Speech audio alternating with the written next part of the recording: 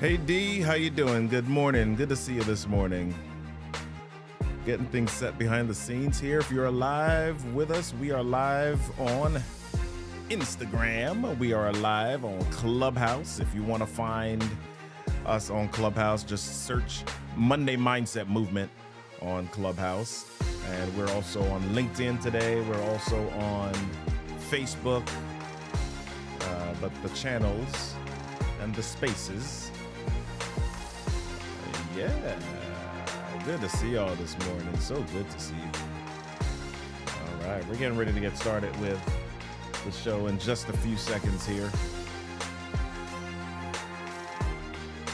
Hey, Minister Graham. Good to see you this morning. All right. Good to see y'all this morning. So fantastic to see you.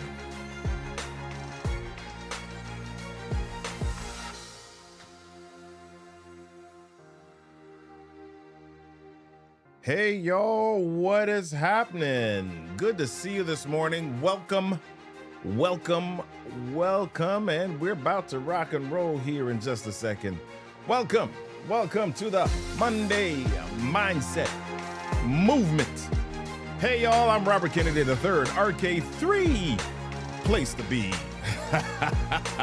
I'm so glad that y'all are able to join me on this here Monday morning for the Monday Mindset Movement.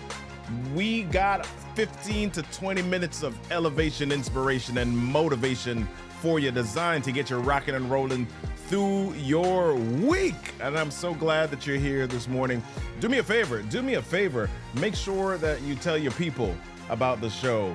Yeah, Doris J. Well, the audio isn't fixed how I want it, but you're getting the audio this morning. You're getting it straight this morning on Instagram. So glad that you're here this morning. So Doris, glad you're here. Minister Graham, glad you're here. Mary DeMitchell, glad you're here. D. Bowden, glad that you're here. Sirin Away, glad that you're here.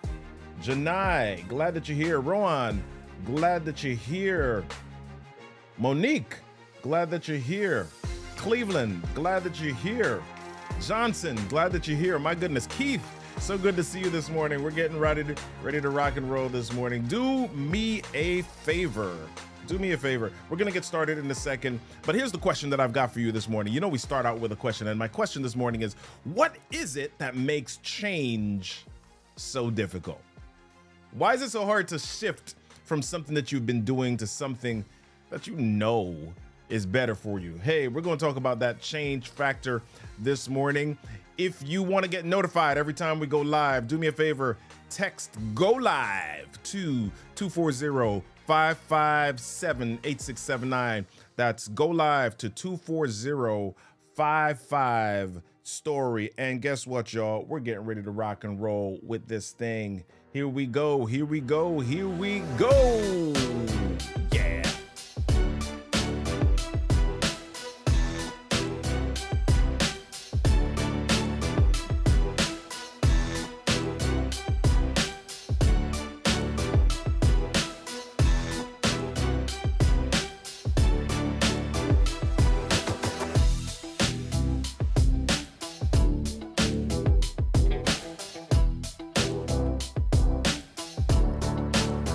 What's up, y'all? Happy Monday. It is the Monday Mindset Movement. I'm so glad that you're here again. We're live on Clubhouse. We're live on Facebook. We're live on LinkedIn. We're live on Twitter. We're live on Instagram. So glad that y'all are here this morning with me for the Monday Mindset Movement. Hey, y'all, it's February. It's Black History Month. We've been celebrating Black History Month all month. And again, the purpose of this month is really to celebrate the accomplishments of people in the United States, people of color who have made significant accomplishments and have contributed to the fabric of what we've built here in the United States. And so happy Black History Month to you. And it's February, which also means it's the month where the gyms are starting to empty out a little bit and go back to regular attendance. Right? Listen, no matter how much we talk about this, it seems like people still just fall off. People just still fall off in February. And I think that's the centerpiece of our conversation today. It's the centerpiece of our conversation today. How to change. Two great elements of change. That's what our show is entitled today. So, how do you change? How do you make sure that the change is sustainable? How do you make sure that the change sits, right? How do you make sure that when it's time to change, it is not something that happens just for a minute or just for a moment? Because change is hard. It is. Let's be real about it. Change is not always easy. Katie Milkman, who wrote this book, How to Change. Yeah, like a step by step. She wrote the book, How to Change. Great book. Forward in that book by Angela Duckworth, who wrote Grit, right? Two great authors, two great books. How to Change. So Katie Milkman, here's what happened. She went to Google. She was asked to go to Google and head up a leadership retreat. Now, when she went to Google, she found, or she was asked a question about how to change or how to get employees to take advantage of a lot of the great things that Google was offering. So I don't know if you've ever heard about Google and some of the employee benefits that they have. Google is one of those workplaces where they've got the open concept, or they've got rooms with couches and video games, places you can nap. And it's just kind of this environment where, hey, we don't want you to leave. We want you to be comfortable here. We want you to sleep here. We want you to move in. We want you to live here, right? That's the type of environment. We want to encourage your well-being. We want to encourage you to ideate and come up with new ideas. We want the creative and flow process to be integrated in everything that you do here at Google, right? So that's what Google is and what Google has offered. And as a matter of fact, Google had a lot of programs. And one of the questions that was asked to her by one of the HR VPs was, why are people not taking advantage of a lot of the different programs that we're offering, such as programs in personal training, right? Programs in healthy eating, programs in saving for retirement. Why are people not taking advantage of those things? Now, Katie Milkman, she's a researcher, and she kind of had a hunch or some thoughts about the answer, but she said, you know what, let me go back and connect with my team. Let me observe what's happening here, and then let me combine that with some of the research. She came back up on this example of SIDS, which is sudden infant death syndrome. What was happening was that experts were finding that quite a few kids, quite a few children, quite a few infants were dying in their cribs or their bassinets, and they didn't know for a while why it was happening. But what they did was they did some research, and they found out that when babies were put to sleep on their backs, it decreased that infant mortality or infant death rate by more than half. So here's what they did. What they did was they found that out, and they rolled the messaging out to a lot of people. They put it on the radio, they put it on TV, they put it in newspapers, they put it in magazines, they put it in mailers or mailouts, they put it in hospitals, they put it everywhere, so that people can see this new data and see this new information and make some changes or operate differently based on this new information. Here's what they found. Doing this campaign worked. It worked. And it not only decreased the amount that SIDS took place, it decreased the amount by 4 significantly.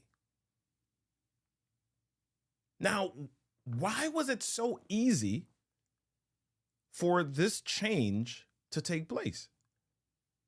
Why was it so easy for them to send out this message and all of a sudden things shift so drastically? Well, here's what Katie Milkman's research said.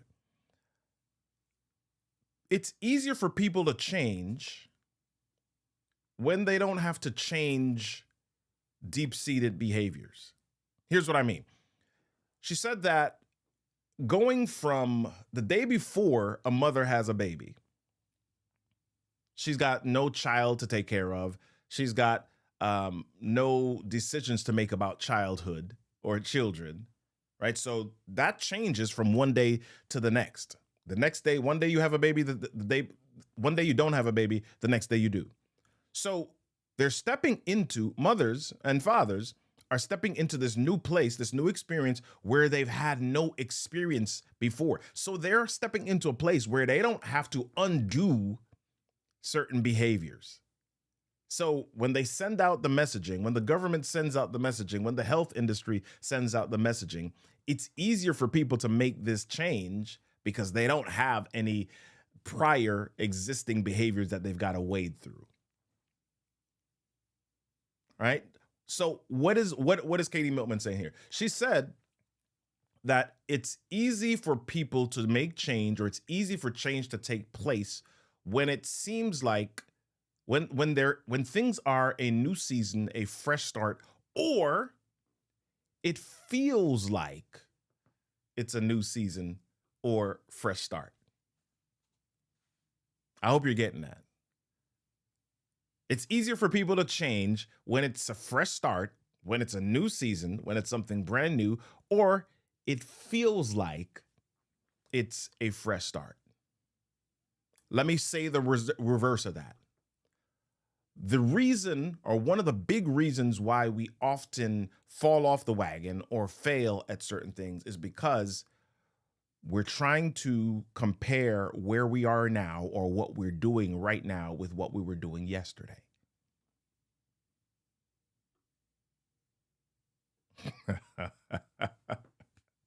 So here's the deal. It's easier to do today when you're not comparing it to yesterday. It's easier to do today when you're not comparing it to yesterday. So what if you were to wake up every day saying, today, I'm going to start. Today, I'm going to do this. Today, I'm going to begin this. And that's what the whole idea of Monday Mindset is all about. That's the reason that we came up with a concept for this show. Having a mindset of starting, having a mindset of beginning every day. Whatever happened yesterday, if you had good stuff happen yesterday, great. If you had bad stuff happen yesterday, okay, we're starting from now. Today is day one. Today is fresh start. Today is new slate. Today is the beginning. I'm starting right now. Whatever happened before, okay, I have nothing to do with that. I can't change it. I can't adjust it. I can't make it look different. It happened. What do I need to do today? Today is what I can control. So if I have a mindset, if I wake up every morning saying, today I'm going to begin, today I'm going to start, we've got to enter each day like it's the beginning. That's a crucial element of change. So change element number one, I'm giving you two things today, two elements that are essential to change. Change element number one, the first thing that's essential to change is consistently choosing to begin. Consistently choosing to start. Hey, Damaris, how you doing this morning? Good to see you. Hey, Melvin, good to see you this morning. Consistently choosing to start is one crucial, critical element of change. What's the second one? All right, well, let's walk into that second one. Last year, I was training for a century, right?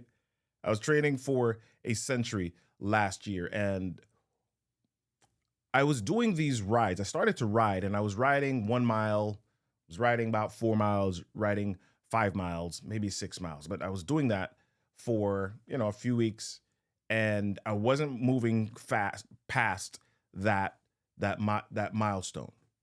One day I got up to about 8, and I was like, whoo. And every time I did these rides, these short rides, I would get tired and I would think, my gosh, if I'm getting tired at mile 5, how on earth am I going to get to 100? So here's what happened. One day, my brother, who had been riding for a while, called me and he said, "Hey, I'm outside. I'm getting ready to go. I'm coming to pick you up." So my brother came and picked me up, and we just started to ride. We just started to go. And that day, we rode about 22, 23 miles. Right? What changed? What changed? I was able to jump from about 8 miles maximum to about 20 miles pretty much instantaneously. What changed? The biggest thing that changed was that my brother said, "Hey, I'm coming to pick you up." Then somebody else suggested, "Hey, you got to get into a cycling club." Then when somebody suggested that, I started seeing cycling groups everywhere. I'm driving, there's a cycling club. I'm just seeing cycling clubs everywhere. I'm seeing groups of people riding. I'm in this exercise group with a buddy of mine, Leslie Samuel. Right? He's a Beachbody coach, and we are in this Beachbody group together, and we do exercise. He does his exercises, I do the program, and other people in the group do the program that they're in. Right? And we get badges. We decide, okay, when I'm finished one program, the question is asked. Everybody's like, okay, what are you working on next? What program are you going to do next? Right? And this exercise group is consistent, right? We make consistent choices in this group every day. Why does this work, or why is it helpful?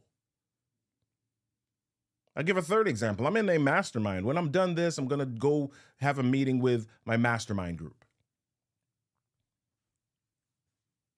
And every Monday, or Mondays when we meet, before we meet, we fill out an accountability form. And when that form is filled out, every member of the group gets an email saying, "Hey, Robert filled out his accountability form," and they see the information on it.